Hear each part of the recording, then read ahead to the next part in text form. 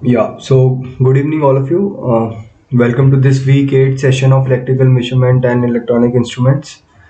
Today we will be going through the some of the previous year questions of the assignments, and then we'll go through. I have been through some of the data sheets of one of the Opamp. We will be going through that also, and later we will be solving some extra questions if the time will be there. If we are left with some time. So yeah, so if you have any doubts or something, you can ask me now, or you can ask me in like between the lectures also, related to assignments or like whatever we did just till now. So yeah, so this content will be based on this week's lectures. Okay, so we'll start with the assignment questions. So I think you will be getting kind of similar questions, but maybe the data will be different. But we'll see how the principle works and how what is the principle behind that and how to solve these questions. So the first question, it is common data for like next three questions. Okay. So the first question is consider the Smith-Trigger circuit above and estimate the upper threshold point. So it's saying to estimate that upper threshold point. Okay. So so till now, like in last week, if you saw the video and even in the assignments also, we were facing we were all facing this negative feedbacks. But in this week, you will be seeing the positive feedback opamps, which we call as mid triggers also. So see, initially I told in the previous week that we have to check which feedback it is. So like earlier it was negative feedback, here it will be positive feedback. So we cannot use the concept of virtual short in this because this will be acting as a comparator. So what we will be doing, how we'll be approaching these kind of questions. So we have 5 volt here that is at the negative or non-inverting inverting terminal of the op amp, and we have this V input and we will be having some voltage drop here. But these two voltage cannot be equal. So how we'll be approaching? So first we will calculate the voltage drop at the non-inverting side of the op amp. So how we will say, let's say it is V plus. Okay, so simply in terms of V input and V output, we will calculate. You don't have to remember any formulas for this upper threshold voltage or like lower threshold points, because it's not necessary that you will be facing these kind of like feedbacks only. It can be like complex feedbacks also, in which like your typical formulas which you normally use, they will not help. So what basic thing is that just calculate the potential at this node and at this node. So we'll first go for the potential at non-inverting side of the op amp. So V plus. Okay, so simply I will be using this nodal. Okay, so for this branch and this branch, so it will be plus minus V naught by 8k equals to 0. Okay, so if we solve this, we'll get 4V plus minus 4V in plus V plus minus V in equals to 0, and then it will be, sorry, this is V naught, V output. So 5V plus minus 4V in equals to V output.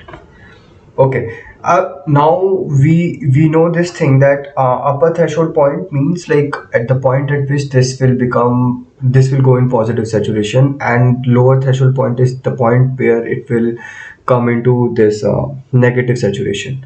So we have this like that means like if we are calculating for UTP, that means V naught will be 12 volts because we have this power supply of 12 volt here.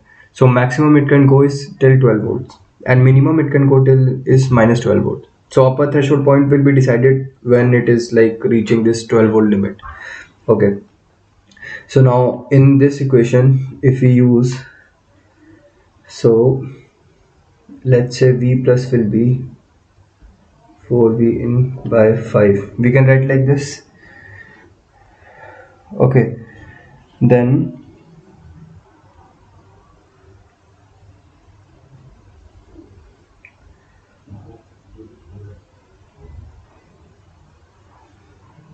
Yeah. Then what we will do, so we know that we have to calculate that. So this is V plus. Okay, this is V plus. This V plus. Now in Smith trigger, these two things, these two terminals, so basically this op-amp act as a comparator. So we will say it will reach UTP, or it will act in it will be reaching this upper threshold point when this V plus, when basically V naught will be first, what it will be, plus 12 volt. And when it will happen when the non-inverting side of the terminal of this op-amp, V plus, that is greater than this V minus. Okay, because if you know the simple concept of a comparator, if the positive of the non-inverting terminal is at the higher potential than the inverting terminal, then we will get the positive saturation, and vice versa for the other case. So now we are talking about UTP, so this will be the case. So VP, we know this will be V naught plus 4V in divided by 5 greater than, and now we know this V negative voltage, that is 5 volts. Okay, so when UTP will be happening, when this will be happening, when our output voltage will be at 12 volts. So we can replace this V naught here as 12 plus 4V in 5, 5. But so in this case, yeah, okay. So in this there is a catch. Uh, so basically, okay, first we will calculate what is the formula for this. What will be the final value? So V in should be 25 minus 12, and then this will be 8 plus 5, 13, 13 by 4. Okay, so this will be equal to how much? 4,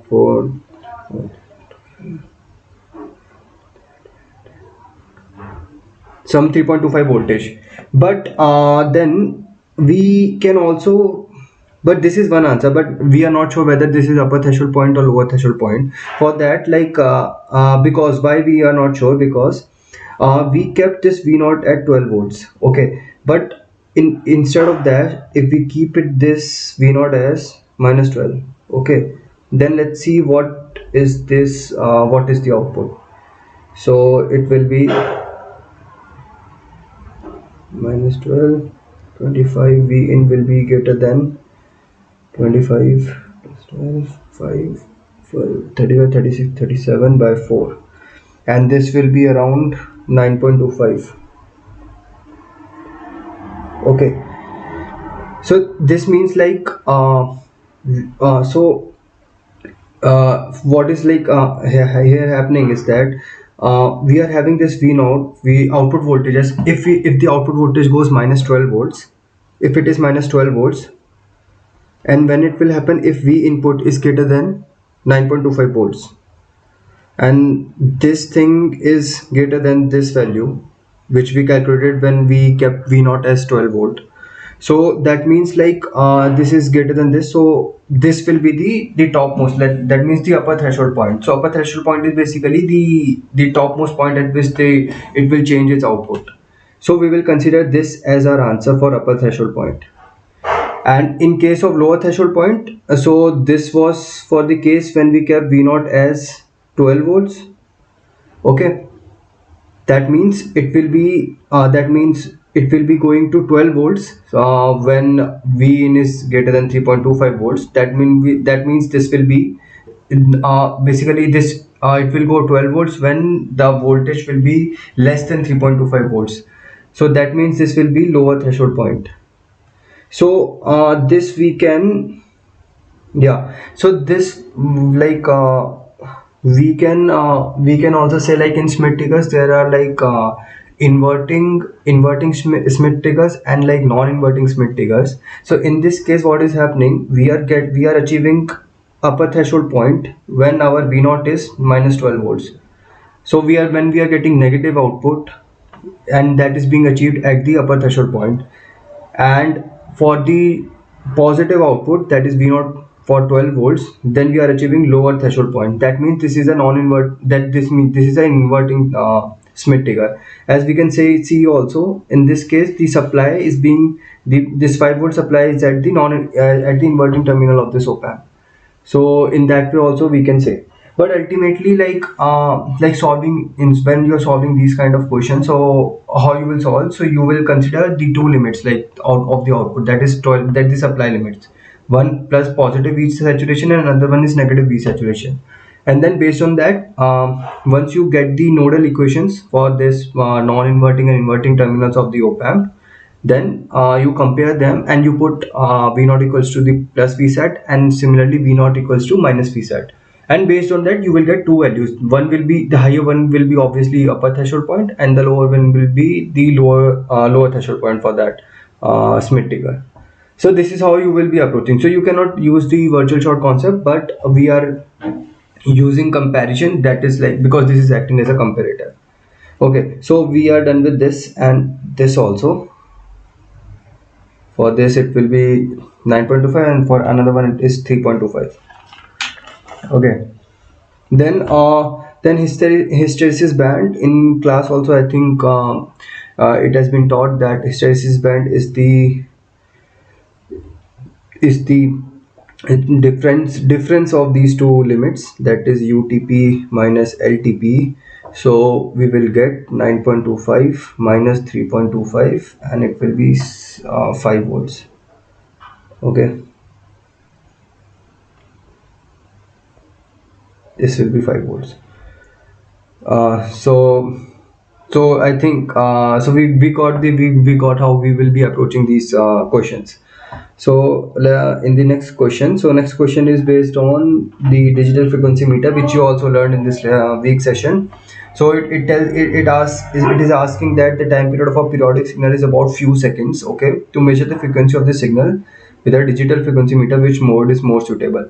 So since it is like of less time period signal, so we will be using this reciprocal counting mode, because in direct counting mode it will be like there will be accuracy issues in that case, so we cannot use this mode. We'll be using the reciprocal counting mode. Okay, in this case, because we are given that it is of only few seconds. Now the next question is, so next question is also based on Smith trigger. So first of all, check whether it is a negative feedback or positive feedback system. So in this case, we can say that since this feedback is going from the positive side, so that means this is a positive feedback system. So we cannot use that virtual concept here. Instead, what we'll be using the concept of comparators here. Okay, so this is the first step, is just to be clear that whether it's a negative feedback or a positive feedback op amp. Uh, yeah. So the next step, again we will be comparing these things. So we have, let's say this will be VA, we can say, and I will be using nodal here. So this will be VA minus V naught by 12k plus VA minus 3 in this branch and this branch, because no current is going in this branch. So VA minus 3 by 3k equals to 0. So if we solve this, it will be 4 VA plus 4 3 are 12 equals to 0. 5 VA minus 12 equals to V naught. Okay, so this VA is here, and if VA is greater than V in, if this side is greater than this side, then this will be what? Then V naught will be plus 12 volts. Okay, because we have plus 12 and minus 12. So non-inverting side is greater than, if non-inverting side is greater than the inverting side, then we'll be getting positive V saturation. So using this concept, let's see what we get. So VA we can use from here in this equation. So it will be V naught plus 12 by 5 should be greater than V in.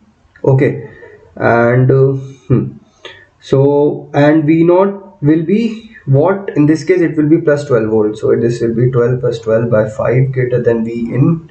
So we will get 24 by 5. It will be T 45 8 4.8, I think. Yeah, 4.8 volts greater than. So when V in will be less, so this means that when V in will be less than 4.8 volts, whenever, as soon as V in becomes less than 4.8 volts, then at that instance our output will become 12 volts. It will go in positive saturation. And in other way we can say this inverting side of the op amp, the voltage at the inverting side of this op amp is getting less than the non-inverting side of the op amp. That's why v naught is coming into positive saturation, that is plus 12 volt. Okay, we got one range. Let's go for the another range. Another range will be when va is less than v in. Okay, that means v naught will be what? It will be minus 12 volts. Okay, when va is less than v in. So as it is acting as a comparator, so we can use in this equation, using this equation here, so it will be minus 12. V naught is minus 12 here now in this case, plus 5 less than v in. Okay, so this will be what? We'll get this range. So this means like when v input is becoming greater than 0, okay, then our output will be negative 12 volts. But once v in become that much great that it becomes even greater than 4.8 volts, then our output will become what? Plus 12 volts. So from this only you can get what is lower threshold point and what is the upper threshold point. So upper threshold point is this, that is like the highest of these 2 points, and this is lower threshold point. Okay, so let's say we had something some input signal like this, and so this is upper threshold point, this was lower threshold point. So as soon as v in become, so this was v input, so v input becomes greater than this, then we will get positive 12 volts. And as soon as this becomes less than this, then we will get negative, then here, then positive, like this. It will go like this. Okay, so this is also fine, this is also fine. Then yeah, so seventh point, so what is the hysteresis band? So that will be equal to UTP minus LTP, which will be 4.8 minus 0 will be 4.8 volts. That will be the hysteresis band. Okay, so now moving to the next question. So it is saying while measuring the frequency of a 39 hertz signal, so we have a signal of 39 hertz and we are measuring its frequency we using a digital frequency meter with a gate time off, and it's having this gate time of 400 milliseconds.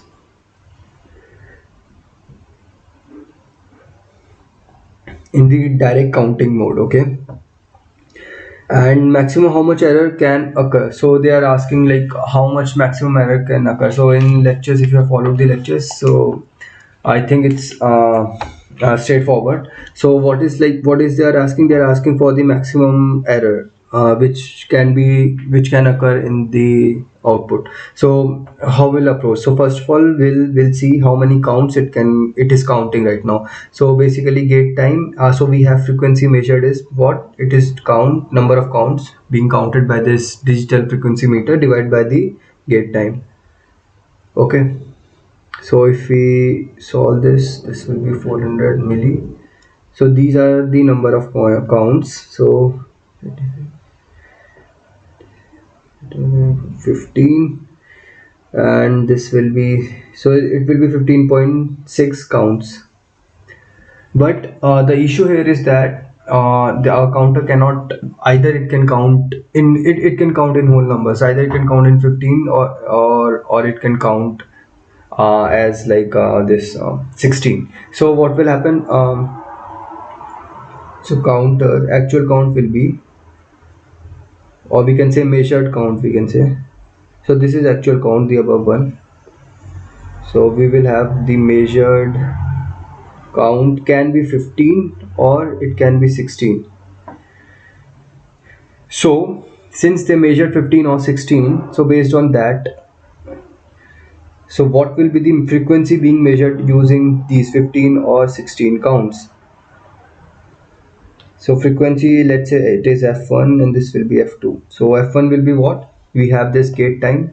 So frequency being measured is 15 by 400 milli, and in this case it is 16 by 400 milli.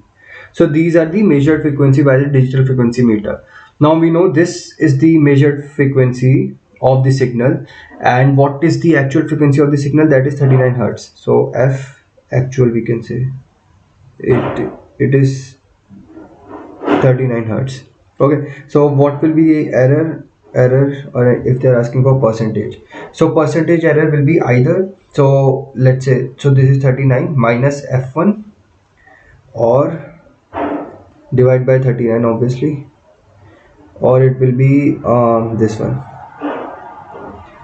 f39 minus f2 divided by 39. So whichever is higher than among these two, that will be the maximum percentage error. So maximum percentage error, so whichever is higher, either this will be higher or this will be higher. So you can solve this to f1 and f2, and then you can calculate which is higher, and then you can answer this question. So for this question I will say, so the higher frequency was, so yeah, so this was 37.5 hertz. Okay, and this was 40 hertz. So this will be what, so if we subtract this from this, so 39 minus 37.5, it will be 1.5. Okay, and divide by 39, or this second thing will be 39 minus this one, 49, sorry, 40. So 39 minus 40, it is 1, or mod, if you are taking the mod of that. So it is 1 by 39. So obviously this is the maximum error. So maximum error will be 1.5 by 39 percentage. So this we will get as the maximum error in this digital frequency meter. Okay, so this also, step whatever we read in the lectures, it is the direct application of that concept here in this question. So similarly, we have this next question, ninth question. So in this ninth question, they're asking about, again we have this digital frequency meter, which is is used in reciprocal counting mode to measure the frequency of an unknown periodic signal. Okay, the counter is driven by a 2 kilohertz clock for one complete cycle of the unknown signal. Okay, so as whatever happens in reciprocal mode, that they have mentioned in the question itself, like the counter is driven by 200, so counter frequency is 2 kilohertz. Fine, for one complete cycle. So we had some signal like this, and the counter was like it will be pulse off in this signal. So this is reciprocal counting mode. So this is count clocks, and this is signal. So then they're asking, at the end of the counting, the counter value is found to be, so now when this counter clock, when it ended its counting, then at that end its value was 1416. So they have mentioned this, so count equals to 1416. Now they are asking estimate the frequency of the unknown signal. So we have to find the frequency of this unknown signal. So we know f equals to what? The number of counts divided by the gate time. And what is gate time? Gate time is basically its frequency, reciprocal of its frequency. So it will be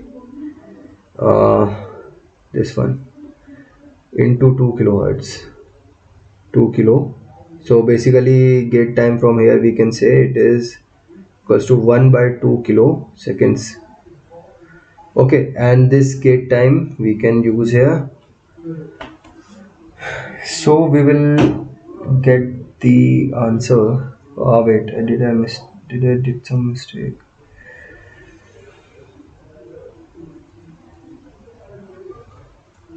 I'm just checking gate time. Okay, that is 1 by 2k. Fine, 416 by 2k. Okay. Okay.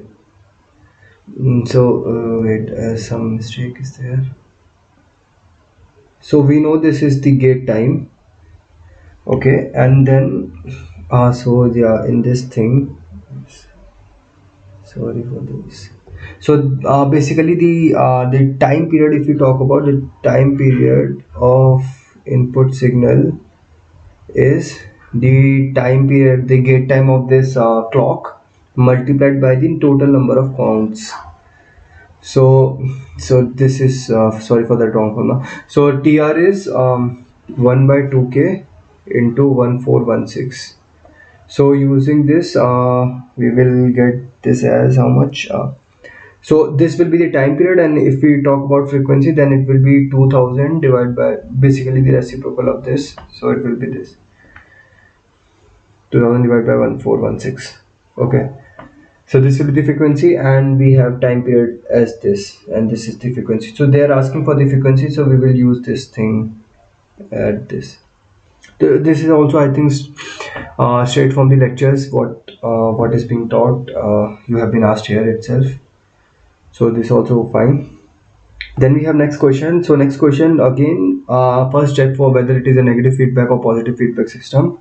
So we can say, okay, it is getting feedback from this positive side, so okay, this is a positive feedback system. And then after confirming about this, then we will go for the that comparison equations. So first also they are asking for hysteresis band, so we'll have to go for this UTP and LTP. So first calculate this voltage. So this will be what, simply this is a voltage divider circuit, so this will be V in multiplied by the resistance 10k divided by the total resistance of this branch, it will be 15k.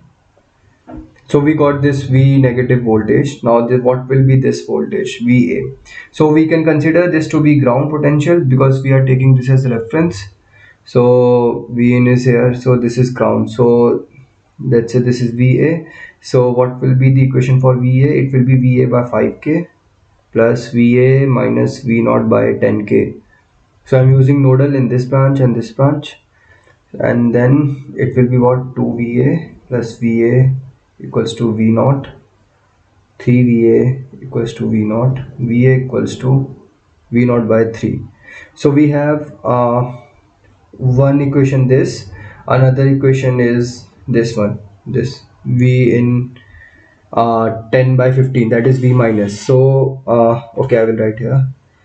So V minus is equals to V in 10 by 15, and V plus equals to VA equals to V naught by 3. Okay, it is V naught by 3. Now again, so for in order to get this hysteresis band, and we'll first calculate UTP and LTP. So first we'll check, so if V plus is greater than V minus, then what, first case, then V naught will be what, it is, if this is inverting side, non-inverting side is greater than inverting side, then V naught will be plus saturation, that is 12 volts, sorry 15 volts in this case, because we have 15 volt supply. So just keep that also in mind. So we will have 15 volts. And second case, if V plus is less than V minus, then V naught will be minus 15 volts. Okay, so using this, so V plus was V naught by 3 greater than V in 10 by 15. So this is 15 by 3 greater than 10 by 15 V in. So if we solve, V in will be less than this 15 into 15, 30. So this will be actually I will not calculate, this was coming out to be 7.5. So 7.5, so V in should be less than 7.5 for this case, for V naught to be 15 volts, and for V naught to be oh sorry for that, so for V naught to be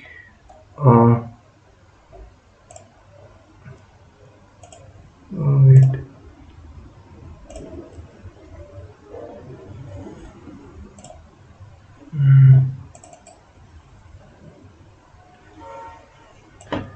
okay, my layout has been changed here, and Chain layout. Oh, yeah. Okay.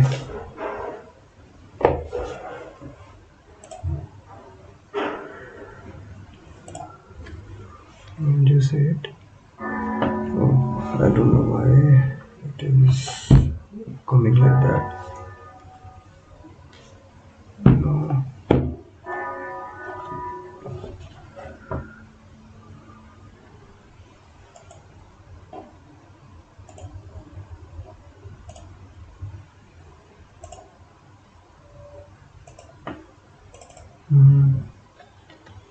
So this main layout is showing very small.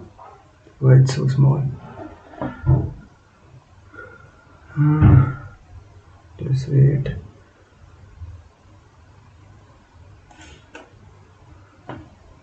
Hmm.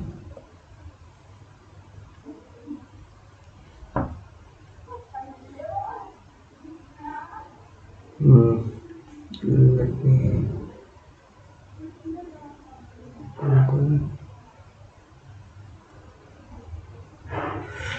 I don't know why it is coming small in this.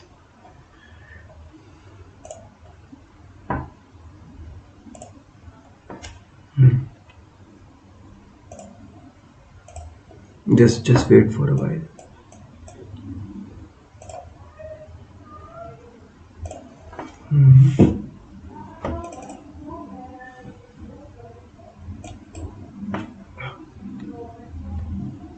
Okay, I will just end this call from this side and then we'll come back.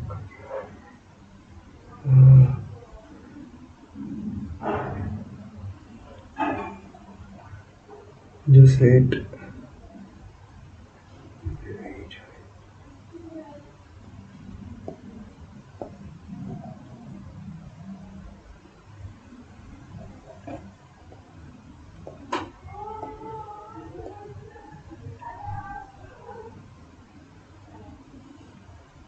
Now it's fine.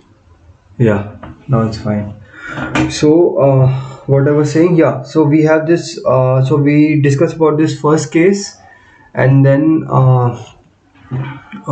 just wait. Hmm.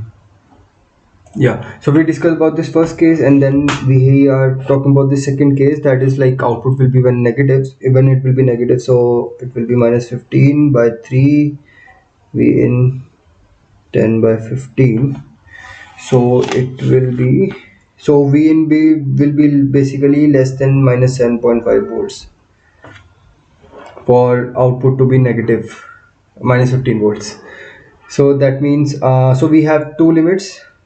So obviously this is upper threshold point and this is lower threshold point. Okay, so what will be the hysteresis band? It will be equal to 7.5. So it is basically UTP minus LTP. So just keep this in mind, like LTP is what? Minus 7.5. So it will be minus of minus 7.5. So this will be total 15 volts. So just don't make it zero. Okay, keep that, just be careful about that. So we'll have 15 volt as the hysteresis band for this configuration. So okay, I think it's okay for this week's assignment. I think you will be able to solve based on the concepts discussed here. So now, after this, yeah, before so I will be talking more about these data sheets a little more, because last time we only talked about LM741, and that is very I will say not that descriptive data sheet. I will be showing, so I have this LF347. So LF347 is a, as earlier class also I talked about, like it is an IC which is having four Opamps in it. So it is called operational amplifier, and it is made of JFET. This, okay, so I think LF7741 is made of this BJT, but then we have this, okay, so we have this data sheet and all, But before but not I'll not be going in this. Instead of that, I will be talking about this LF356 data sheet. So this is a very good operational amplifier. You will be seeing okay why it is good. So if we talk about the its features, and so it can be used. So its advantages are in lot of it can be used in lot of applications, as well as these are the features which if you talk about, it is having very low input bias current, very low input offset current. So if you want to really know how low it is, so if we compare this with LM741, so it was having this input bias current of how much? So it is having, see, nano amperes. It was in nano amperes, but LM356 bias current is in picoamperes, so it is much less than this input bias current of LM741. So that why LM356 op amp is better than LM741. So, and see, it is having this much of high input impedance. I think it in LM741 it was 2 mega ohm for the input impedance, but it is having much better input impedance than the LM741. So we have this noise input current that is also in picoamperes range. Then we have this much high CEMR that I earlier also I told you, that is like common mode rejection ratio. So the more higher it is, the better the op-amp's capability is to reject these noises and all. So like it's 100 dB, so it can reject noises and like common mode signals very nicely. And then it is also having large DC voltage gain. So, and then it is having fast slew rate, that is 5 volt per microseconds. And so these are the variants of these op amps.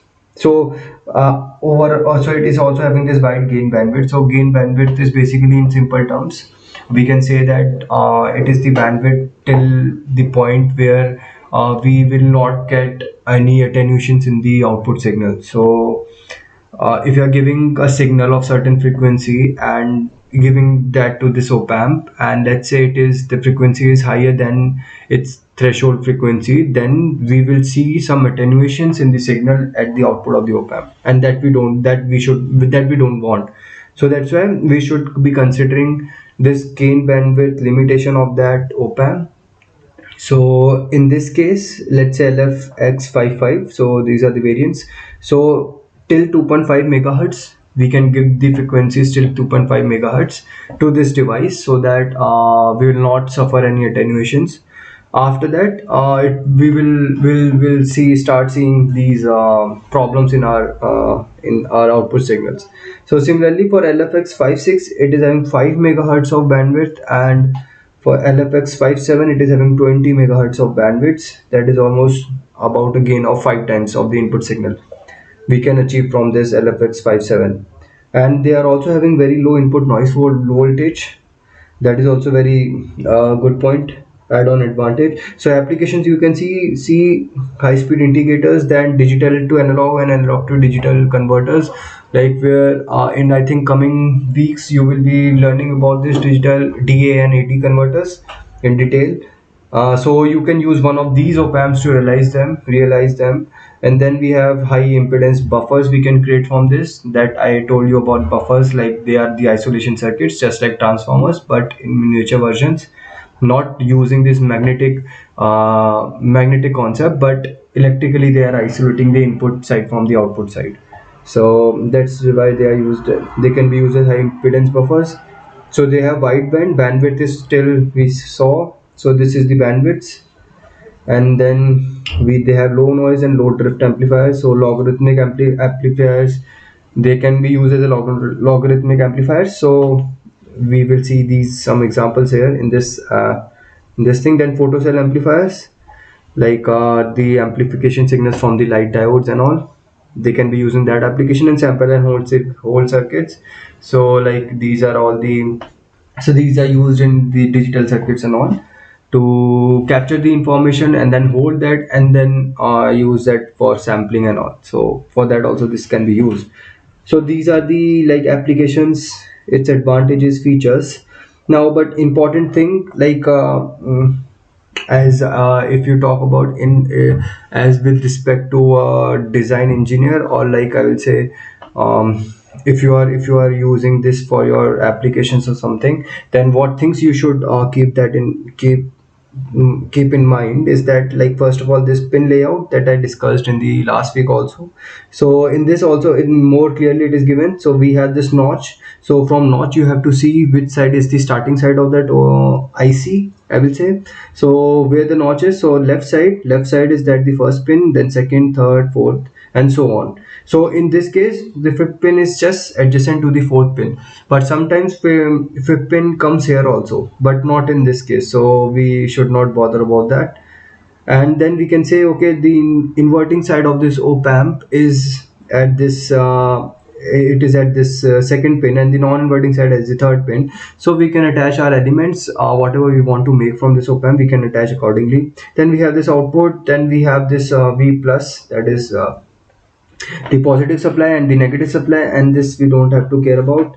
And balance also, no need to look for. If we are really want to, if we are really interested in this balance and NC, then we can follow the datasheet and we can get that what they are being meant.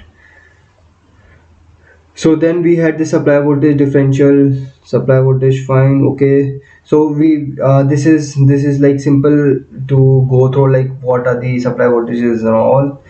So this is thermal information also, not that much important for electrical engineers, until unless you are really interested in like some like using your op amps in very high or very low temperatures, otherwise it's fine. Then we have so this electrical characteristics. So the main important thing where you have to look for the op amps characteristics, that is this thing. So you will be this, so they talk about slew rate, GB, gain bandwidth product. So it is quite high. Slew rate is also high, so we discussed earlier also.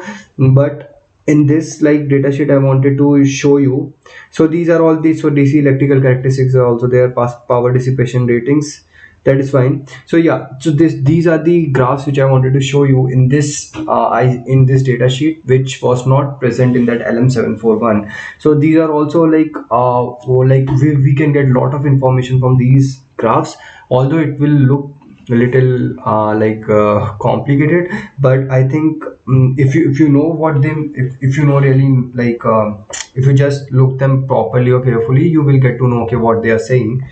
So like first it's like it's the graph between this input bias current. So I told you, so if you are really interested in this, if your application signal is involves this low amplitude signals like picoamperes or nanoampere range signals, then in that case like you should be considering this input bias current effect on your op amp.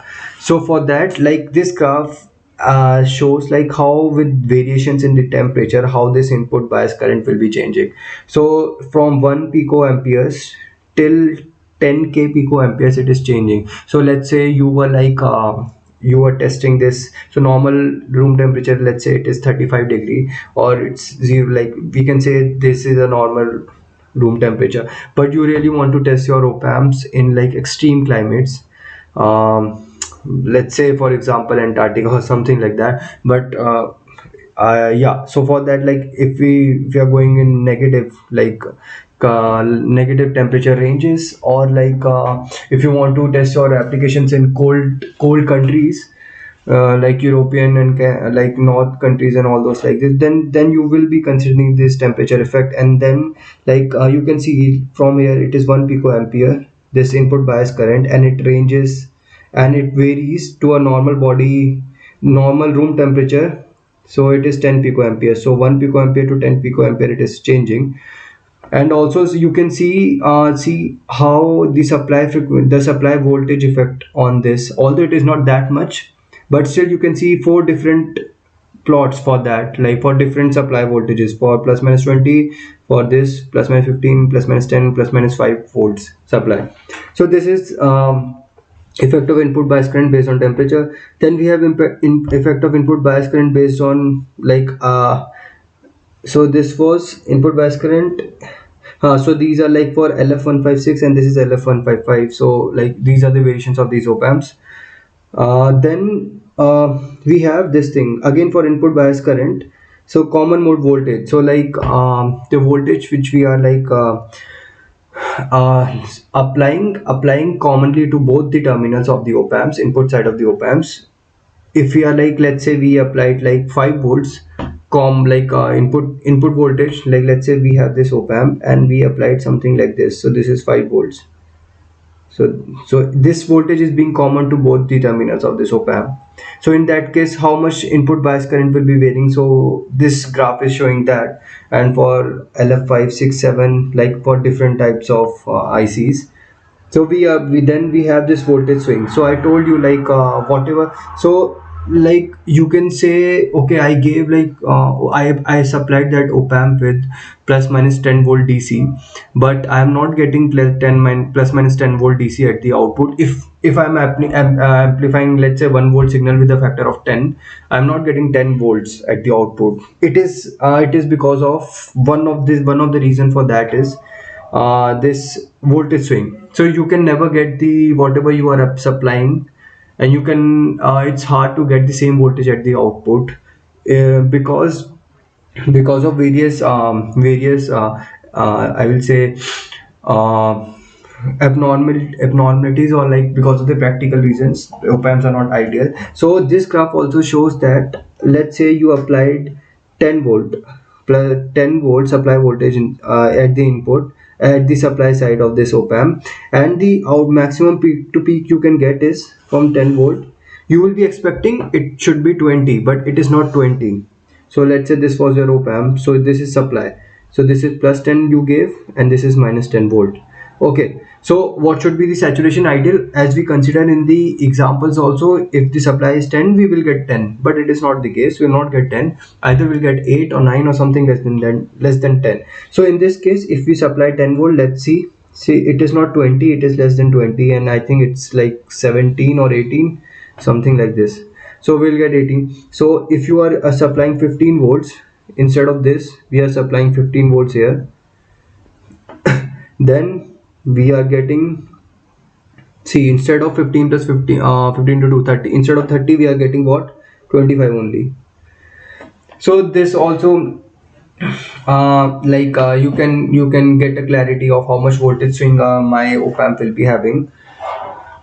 Then we have this supply current, so the output current which is being supplied by this op amp, so how much it will be based on the supply voltage. So if you supply these voltage, then the variation of that, and on different temperatures. So I think this is the most ideal temperature which you will be considering.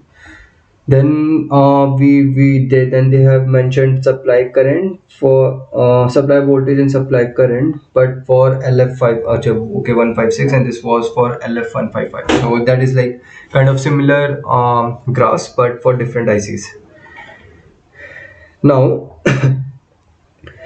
so again, this is the negative output voltage swing, then this is our positive output voltage swing.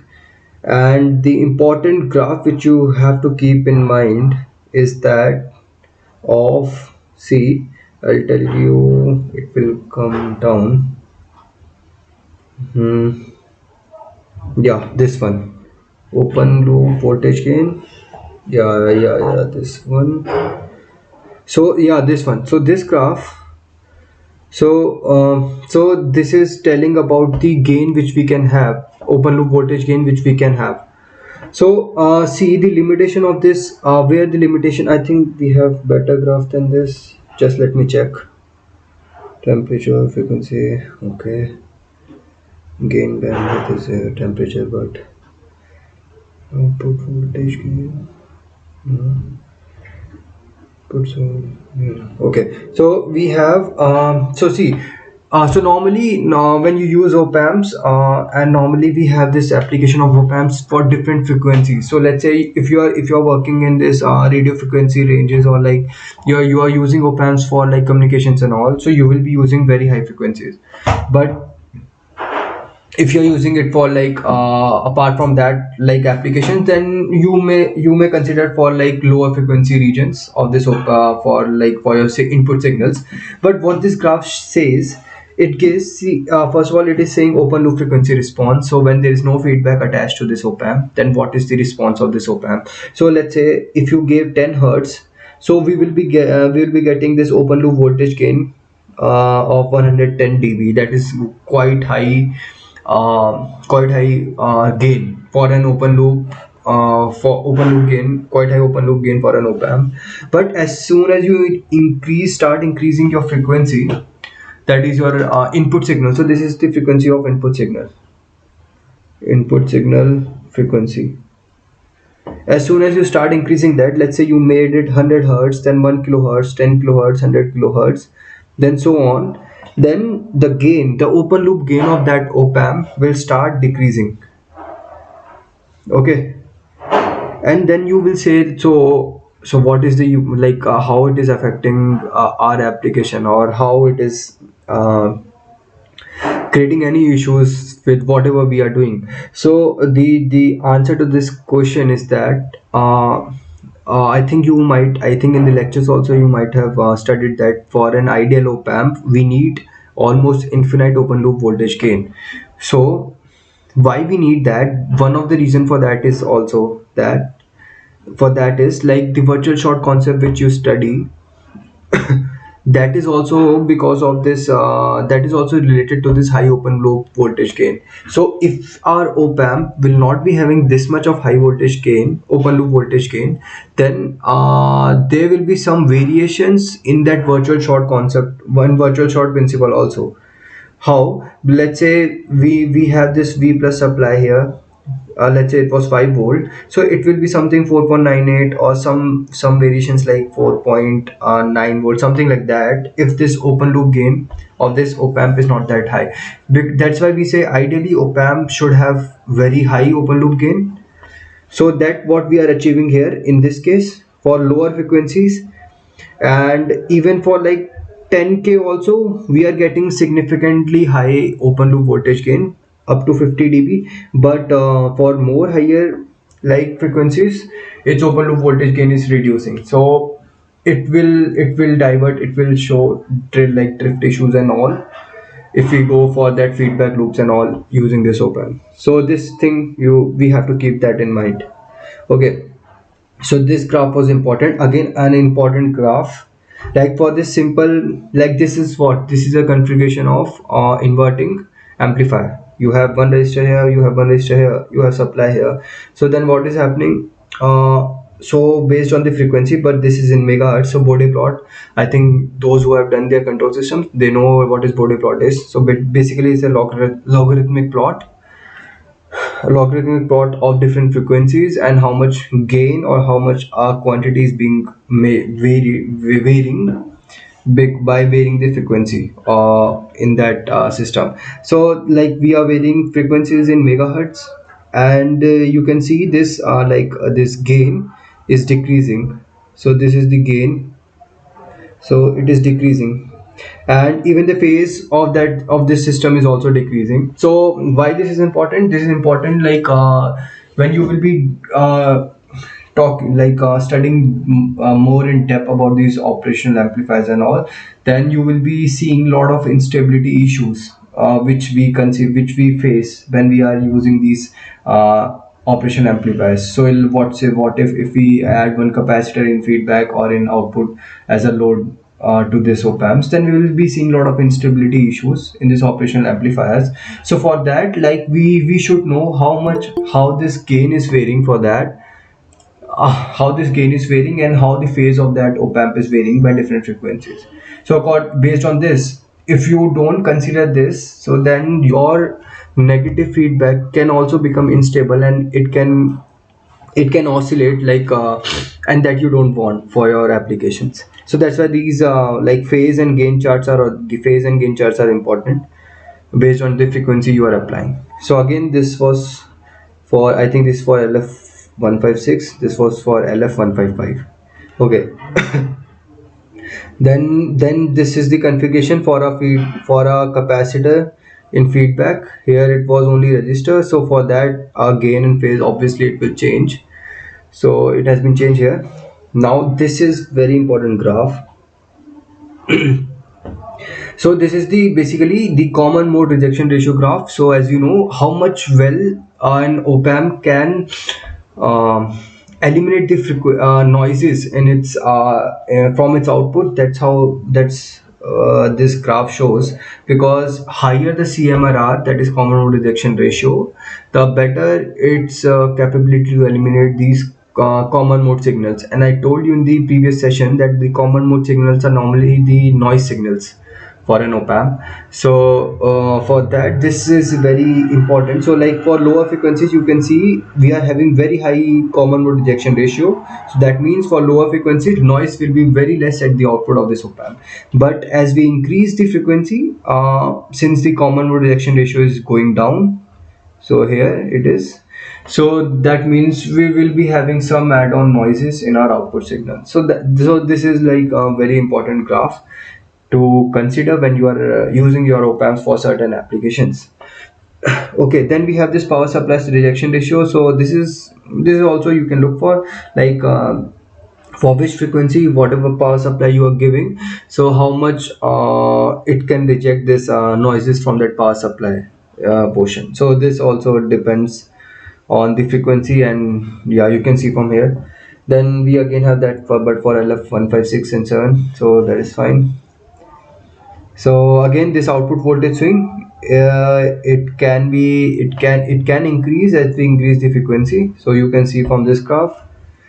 Then so this is the noise input noise voltage. So, and this is based on like per under root of hertz, that is frequency, and like how much frequency you are applying and how much noise. So if you really want to do the noise analysis and all for like for your applications, then you can use this chart for that.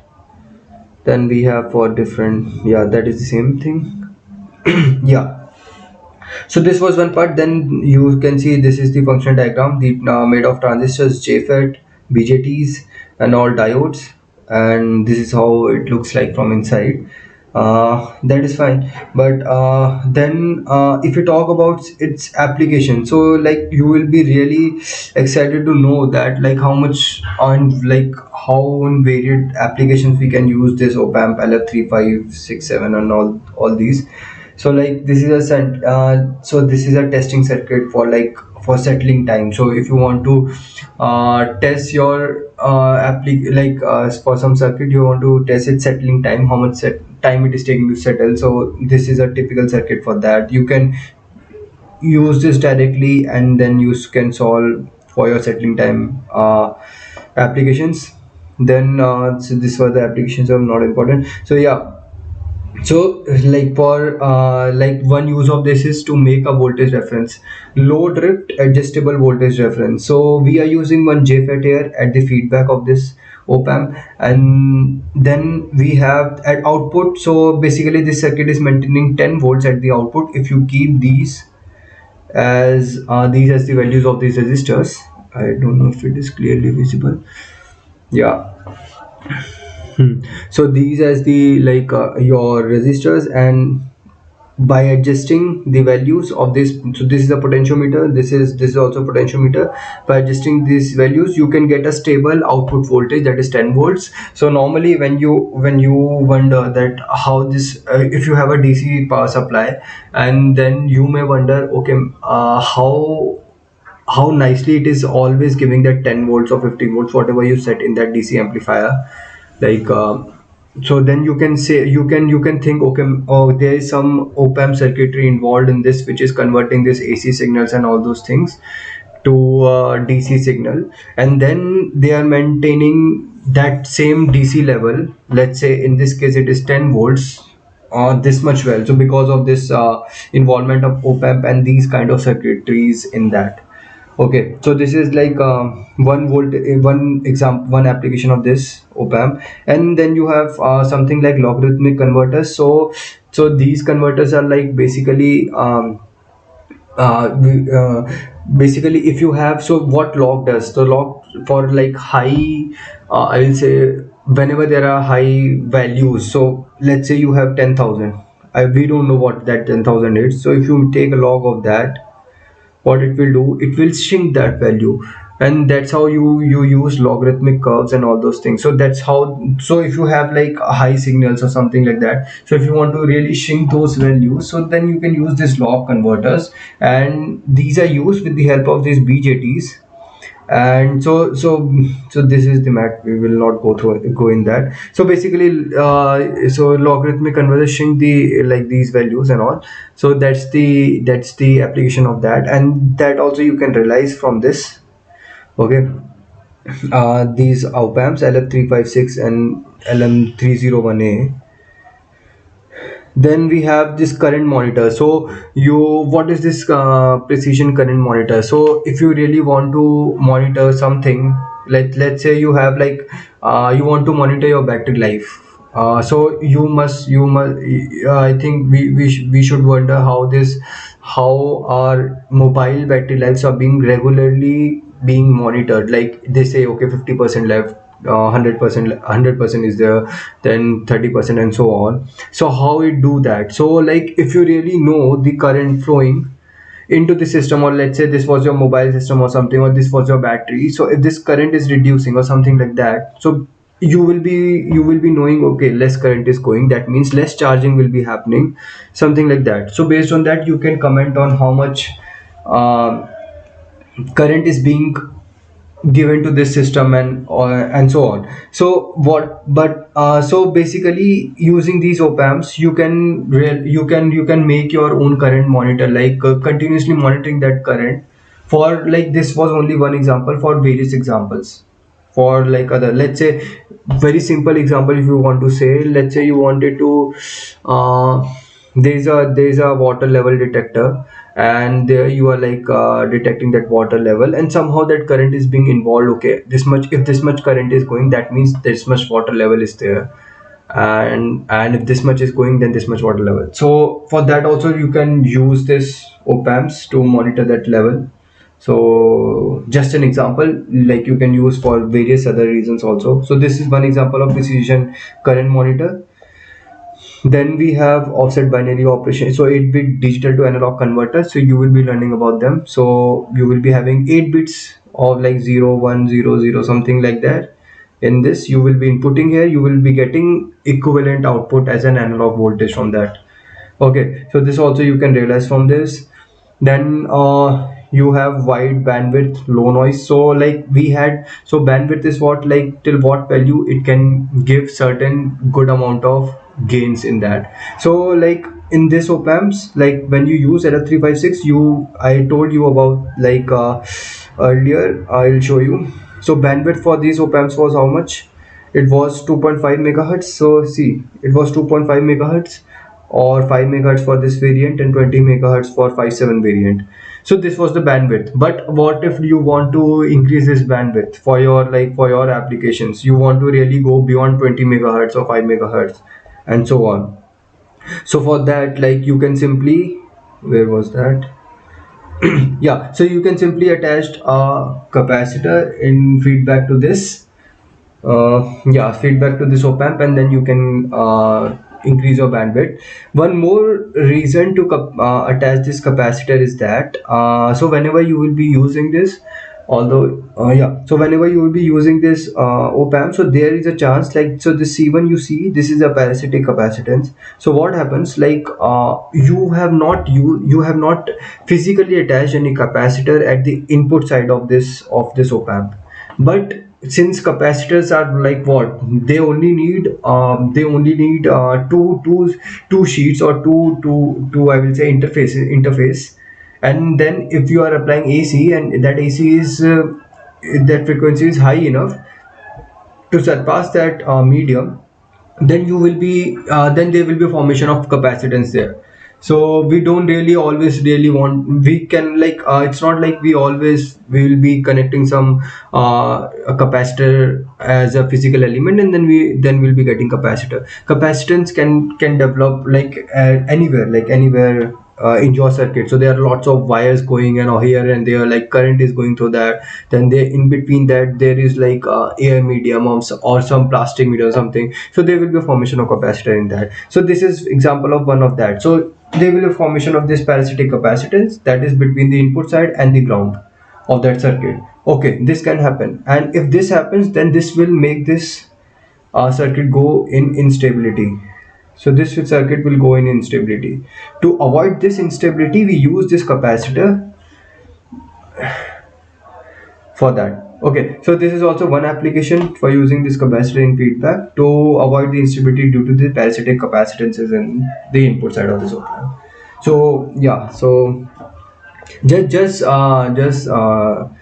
listen to how much how variedly we can use these operational amplifiers for n number of applications in electronics. So this is one current amplifier. If you want to if you want to boost the current value, so you can use this current amplifier. Then this is decades VCO, another example of this op amp. We don't want to go in depth. And then we have this like to isolate the large capacitive load. So what happens if you are like if you're not using this if you're not isolating large capacitive loads, or there are large capacitive loads and in like in front of your operation amplifier, then again it can go into instability. So that's why like this circuit helps in achieving the avoiding that instability. So yeah, so this is there, and you may be thinking, okay, what are these capacitive loads? So these capacitive loads can be your LCD TV. Okay, so for LCD TV to work well, so there is a lot of electronic circuitry being involved behind that LCD TV. That is one example. So when the outputs are being driven from this electronic circuitry and being fed to your LCD or LED TVs, so that is acting as a very big capacitor load. And it can you can see a lot of glitches and all those things in your TV if this circuitries are not being involved at the back end of that TV. Okay, so that's what the importance of these electronic circuitry is there in these things. So then again we have this peak detector. So if you want to detect the peaks, let's say this was your sinusoidal signal, if you want to detect this peak, that can be used for many reasons, a lot of applications. So like for that, so this is the circuitry. So I think peak detector, I think you would have read in your analog circuit course. So one of the examples using op-amps to get the peak detector is this. Then then we have this if we need unity gain, non-inverting unity gain operation from this LF157, then we can use this circuitry again. Then for inverting unity gain also we can use certain circuits. So this is one circuit for that, and we should not go in details. So instrumentational amplifier you will be learning I think in coming weeks. Then we will be like appreciating the advantage of this circuit after that lecture. So that was one. Then sample and hold circuits you can develop from these. So that's one thing. Then high accuracy sample and hold circuits, high Q band pass filters, notch filters. So I think filters, you have only read filters from passive elements, realizing filters from passive elements like this is a filter. Okay, this is a filter. I think this is this is low pass filter, and this is high pass filter. But the issue with these filters is that you cannot adjust the gains of them, of these filters. You will have to change this resistance value and so. But if you use this op amps as filters, then what happens like then we can adjust the gain of that filters. And normally op amps, the filters with op amps are, they are called as active filters. Why they are called as active filters? Because we are giving power supply to them, to these filters, and we are giving some input signal and we are getting some filtered output. So these are active filters. We can adjust the gains of that according to our application, but in this case we cannot. So these are passive element filters, passive filters. So high pass filter, low pass filters, band pass filters like this, in this you can make from that also, from these op-amp circuitry. Then you have notch filters and all. And then, so yeah, that's what I was talking about, this LCD panels and all to drive these capacitive loads. This op-amps are necessary. Then yeah, this is important. So like layout guidelines. So when you are like using these PCBs and also what things you should keep in mind to avoid these parasitic capacitances and leakage paths to avoid in your circuit. So one important thing is like so wherever your inputs are, so let's see in this diagram if you see, so you are giving this input here, and there is like this grounded, your positive terminal is grounded here. But then when you are using this thing, this layout at your PCB, then this dotted line, if you see, so this dotted line, this is the guard ring. And guard ring, basically, as the name signifies, guard rings, what does they do? They basically guard your input terminals of these op amps from other noises and parasitic capacitances. And how they do that? So these guard rings, which you can see in this thing, so these guard rings are surrounded around your input terminals of your op-amps, operational amplifiers. Okay, so and you have to maintain the same the potential of these guard rings should be same as that of your input side. So in this case, what is happening? So this is a negative terminal device. This is negative terminal of this device, and this is a negative feedback op-amp. So we can use this virtual short concept. So let's say this was 0 volt. Okay, and the 0 volt is being maintained at the inverting side of this op amp. So we have 0 volt here also. If we are surrounding something with a guard, or with the with if we are surrounding this input with the guard ring, then this guard ring should also be what we have grounded that guard ring from this side. So that means this guard ring is also having a 0 volt potential. So what happens if this would not have been the case? I will draw it here.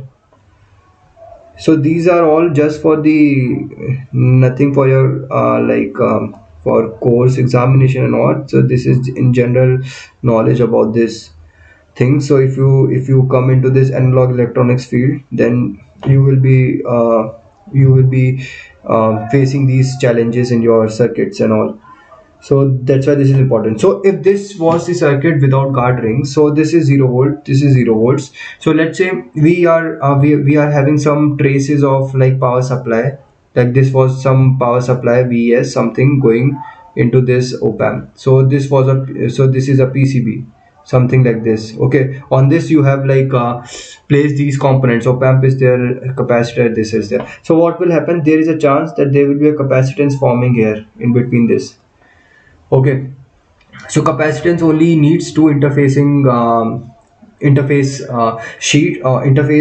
faces, and it will be forming from anywhere, wherever you will think there will be a capacitor there. So there will be a formation of this capacitance here. So what will happen? So this was your input side. You were injecting some current from this side. It was supposed to go in the feedback, but instead of that, it will get leaked from this side also, and it will be going in your power supply. Okay, that means whatever current you wanted, you are not getting that same current at your output. So this was output. But in this case, in the case of guard ring, what happened? So now again, I'll say again there is a power supply. Let's say, so this is a power supply running like this. Okay, this is Vs, and this being attached to here at this supply of this op amp. Now even if now there will be still a capacitance there, but now uh, it will be forming between this guard ring, because this guard ring is at the outer side of this input terminals. Okay, so now instead of this capacitance being formed between the input side and this power supply line, it is now being formed between the power supply line, that is this line, and the guard ring.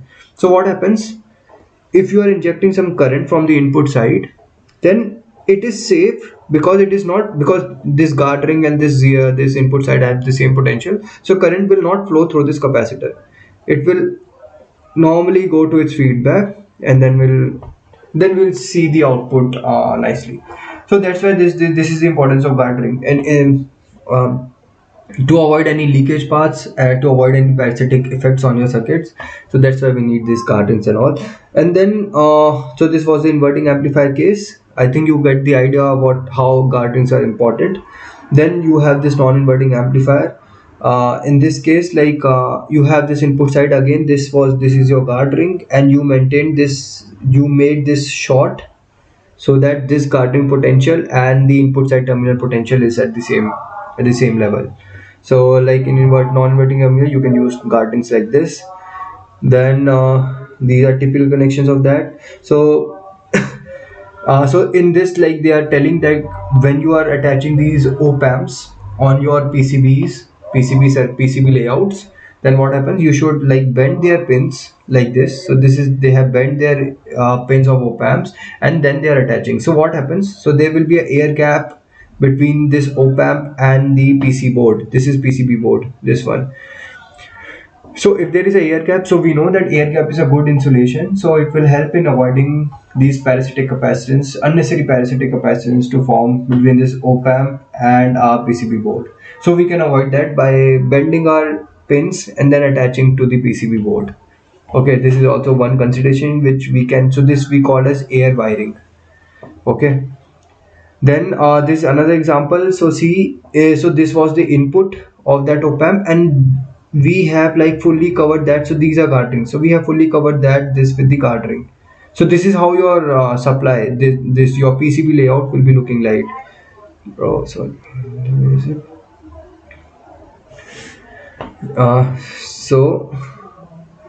So this is how. So this is the top view of this PCB layout. So this is how it looks like. So you have this gardens, and this is at the same potential of this inputs. So that to avoid the any capacitance to form between this power supply at these sites. Okay, so this is also one thing. So yeah, so this is how you normally go through a data sheet. So now I think in future, if you will be facing if you want to use any op-amp operational amplifiers, and if you want to consider to go for like to read the data sheet, so I hope that you will not be scared of reading those data sheets. I think after going through these videos and all, so these are all simple. And yeah, so this was about the data sheets of these operational amplifiers. I think next week you will be going through this instrumentational amplifier concepts, and then we will be going through these some one data sheet of instrumentational amplifier, just that for the idea. For till now, for time being, it's, I think it's enough for that. So yeah. So now, so we have still some time left. So let's see some extra questions. So these are like some digital questions and some operation amplifier based questions, which will help you in your exams and all. So yeah, let's start with the first question. So yeah, just read the first question.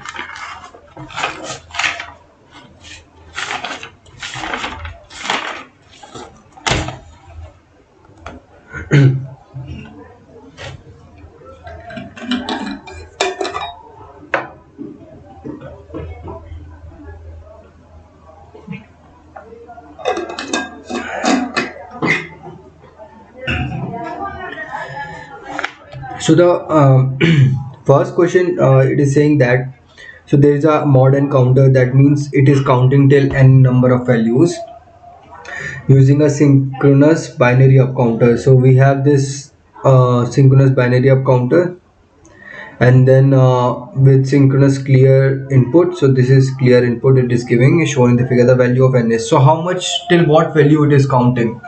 Okay, so the question is asking this. So if we see, so in such kind of questions, you simply, so these are the inputs basically being given to this counter, and based on these inputs, it will be giving some output that is like 1 2 3 4 like that. And after certain value, what will happen, this clear pin will get activated, and all the inputs being given are reset to 0000, and this will be happening in a loop. So that means till that value this will be counting, after that it will be resetting to its original reset value, that is 0000. So I will be showing you how this happens. So if we write this QA QB QC QD inputs. Okay, so you just if we write all the 16, so this is a 4-bit counter, so it can count till 16. Okay, so I'll write that 0, 0, 0, 4 1 1 1. So 0 0 1 1 1 1.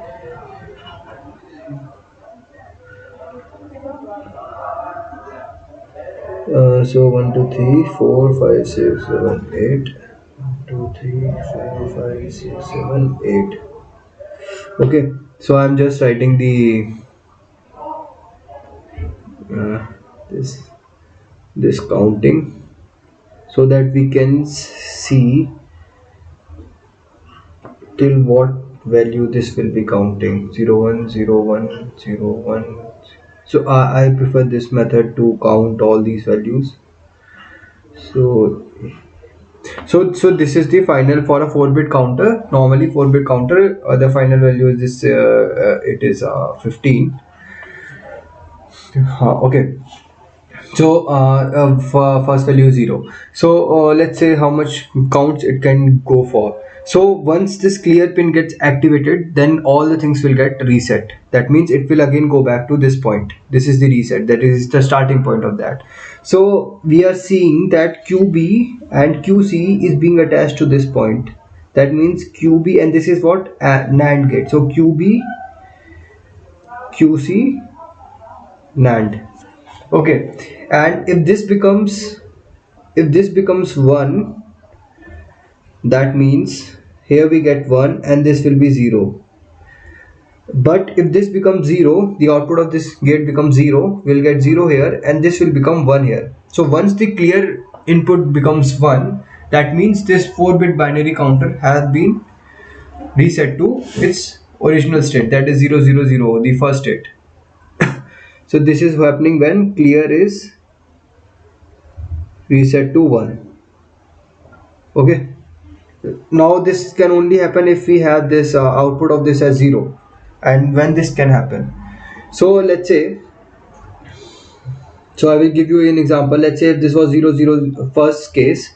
So let's start with the first case. So we have this QB and QC, so it's NAND. So 0 0, so it will be 1. So we are getting 1 in first case. So 1, we don't want 1, we need 0. So the first 0 which we will encounter after cube NAND operation of QC, then that will be the point where this will be getting reset.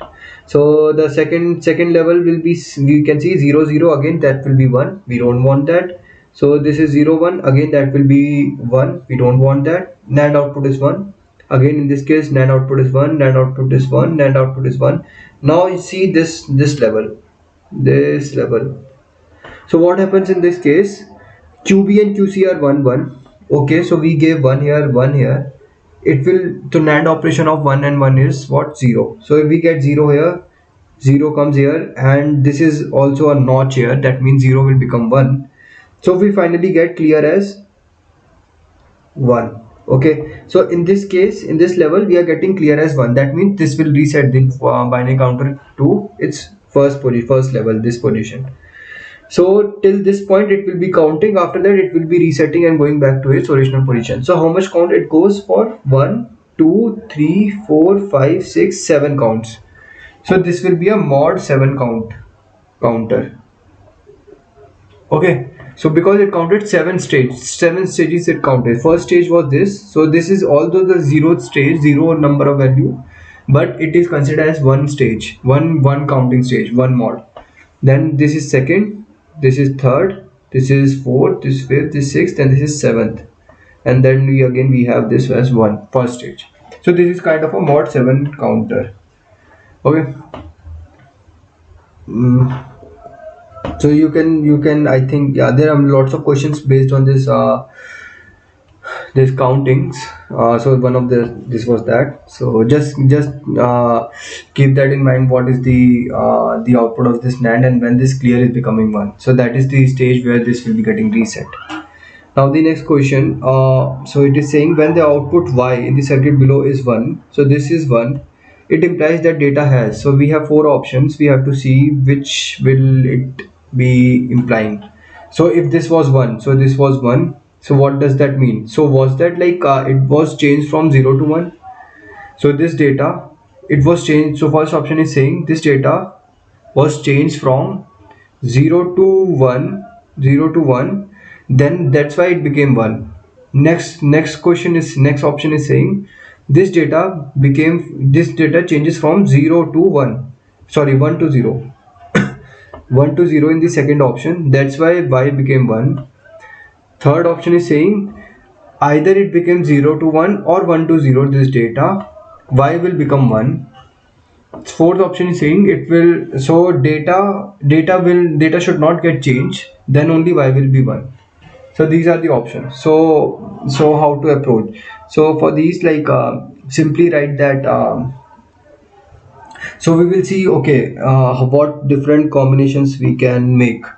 So we have d1 q1, so this is, let's say, q1 d2 q2 q2. Okay, so this is q2 d2 q2. Okay, and we can write q1 bar also, q2 bar also. So what is d2? D2 is basically q1 bar. Okay, we can write here q1 bar. And what is q2? Q2 is q2 and q2 bar. Okay, that is fine. And y we can write here, y is what? Y is q2 and q1 equals to q2 q1. So this is the AND operation of for y. So now let's say d1 we gave 1. Okay, let's assume d1 we gave 1. So what will be q1? Since this is a d latch, q1 will be 1, so q1 bar automatically will become 0. Okay, so this q1 bar is now going to d2, so this d2 will be 0, q2 will be 0 because it is a d latch, then q2 bar will be what? 1. Okay, but what will be y? What y will be now? q2 into q1. So q2 is 0, q1 is 0, q1 is 1, sorry, so it will be 0 only because this is an AND operation. Now next case, if we go, let's say d1 was 0. Earlier we considered d1 to be 1, but now it is now 0. So now let's say this was 0, so q1 will be what? 0, q1 bar will be 1, d2 will be what? It will be 1, then q2 will be 1, q2 bar will be 0, then what will be y? Y will be q2 q1, that is 1 into 0, that will be 0. So it remains 0. But let's say again it changes to 1. Now it changes to 1. Now what will happen? So this will be 1, this will be q1 will be 1, q1 bar will be 0, then d2 will be what? It will be 0 because it is q1 bar, then q2 will be what? Q2 will be 0 and q2 bar will be 1. Now what will be y? Y will be q1 into q2, that is, wait, so this is 0 only, yeah. But what happens when there was a transition in between this? So when 0 to 1 was happening, so this became 1. Now we will have to consider this clock also. So like once it become 1, this is not immediately becoming 0, this d2, this q1 is getting, but first this q1 is becoming 1, then q1 is becoming 0, and then we are getting d2. So what in between happens? So when we made d1 1, so this d2 was what? D2 was what? 1. So q2 was, momentarily it was 1. Okay, so q2 was also 1. So what happens? So q2 and q1, so q2 was 1 and q1 is 1, so the y momentarily in this transition it become 1. Okay, so that means when we were transitioning from 0 to 1, that is when this data is changed from 0 to 1, then y becomes 1 momentarily. So that means this will be the answer for this. We cannot we cannot see this as the answer, because in this case we will not get this y equals to 1 momentarily. Also in this mediating, in this mid level also we will not get y equals to 1. and not change is obviously not the answer, so we have this as the answer because momentarily in this transition it became 1. Okay, so this was the yeah. So now so yeah, so it is an so this is a ripple counter using positive edge triggered flip flop. If the present state of the counter is q2 q1 q0 0 1 1, so then its next state will be, so they are asking for the next state. So so we have, so this is basically t2 t2 t1 t0, and we have q2 q1 q0, so this is 1. Okay, and then we have q2 bar q1 bar q0 bar. Okay, so initially q2 q1 q0 was 0 1 1. Now we have to see what the next stage of q2 q1 q0 will be. So if q2 is 1, if q2 is 0, so this was 0, so t2 will get toggle, so it will become 1. Okay, because we are talk so sorry, for like q2 was 0 initially, so we gave this 1 as the toggle input to this t flip flop. So what happens, we gave this 1 input here, so this q2 will change its initial stage to its opposite state, that is 1, so it will become 1 here. So q1 was 1, we gave again, we toggle this input, so it will become 0. For t naught, for the zeroth t flip flop, we gave 1 t naught as 1. Then what will happen, so this will become, this will again toggle, so it will become 1 0 0. So I think the next stage they were asking, next state what was that will be, so it is simple, it is 1 0 0. We have this as the input, so next stage will be this 1 0 0. Okay,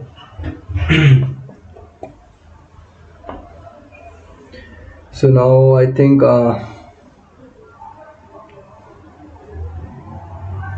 so the so two flip flops are connected, so I will draw the diagram for you.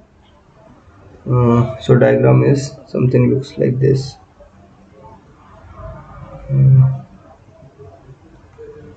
So we have two t flip flops.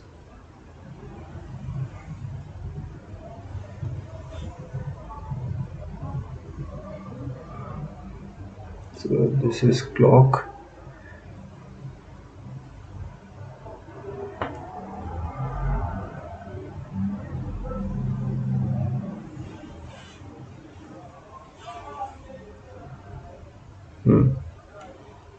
So this is the diagram. So so this is like so we want to, so two flip flops are interconnected as shown in this diagram. The present state of the flip flops are A and B are 1. So this is 1, A and B are 1. Okay. The input x is given as 1 0 1 in the next 3 clock cycles. So x is being changed to 1, then 0, then 1. Okay. Then the decimal equivalent of AB. So this is A, this is B. Okay. So they are asking A, B, Y. So whatever the A value, B value and the Y value will be, so we have to find the decimal equivalent of that. So but Y will be what? Okay, so we have X this, so we will be having TA also, we will be having TB, and then we will be having A, we will be having B, and then we will be having Y. So Y is what? A plus B. Okay, because this is an OR gate. This is an OR gate. We have Y equals to A plus B. So initially this was A was 1, this was so let's say this we can write 1 1.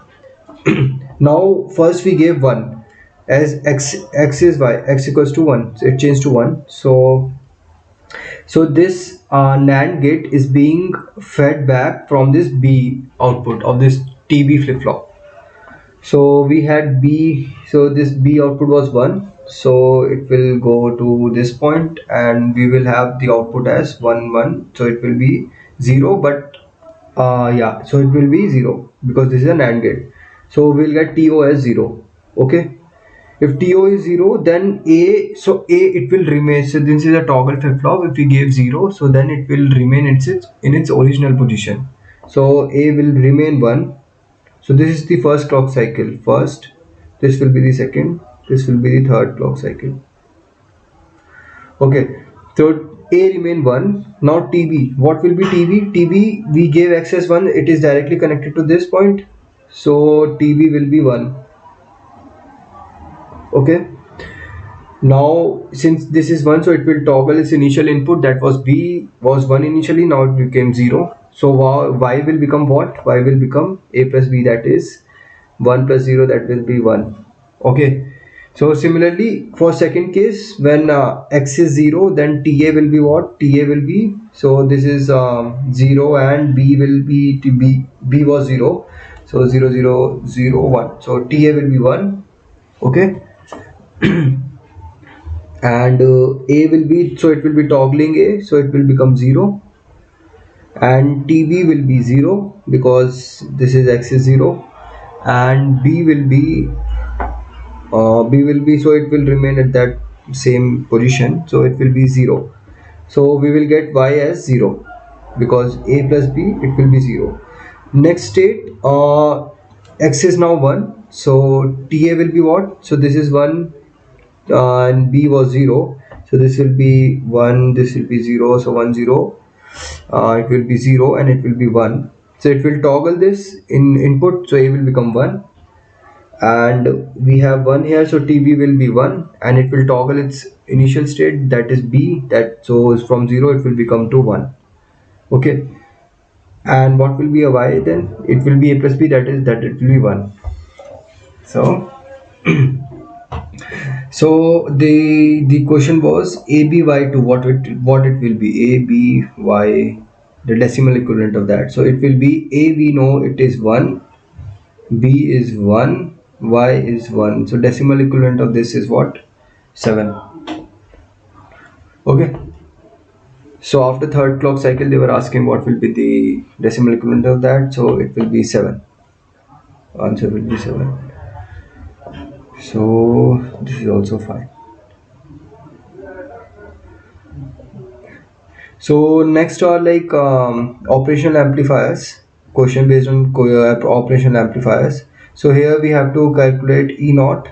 So I think this I will mark as homework. As just try these questions. If you feel like okay, if you're not able to, then anyway I will be solving this in the next class. So this is one question, so you can freeze your screen and then you can pause and then you can answer this. Then this is another question. So, and then we have this question, then this question. So this is involving one Zener diode and BJT. So based on that you can, then this question,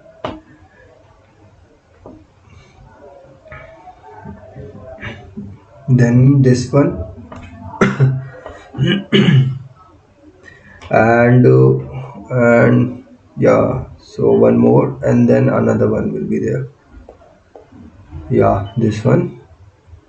So these are some okay, one last question. I think maybe one more, I don't know, but yeah, so one, I think one more after this, there is one more question, so you can freeze your screen and then you can go for the answers. So I in next class, so these are all I'll just write homework,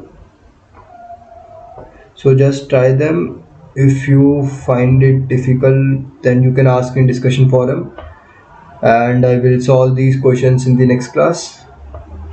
Okay, then this one,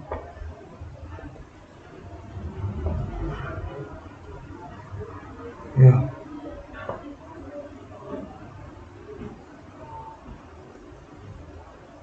and this one. Okay, so yeah, so I think that is I think enough for today. uh, so if you have any doubts, you can ask me, or you can write also in chat box. Otherwise, we'll meet next week Tuesday, same time.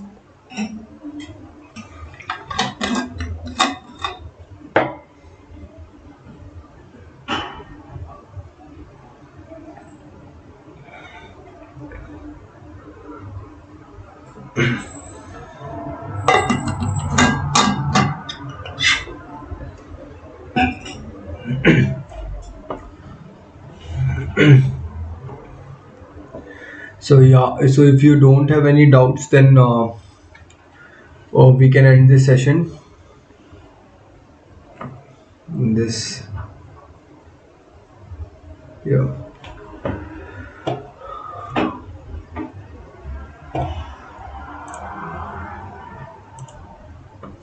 Okay, then I will end the call. Thank you.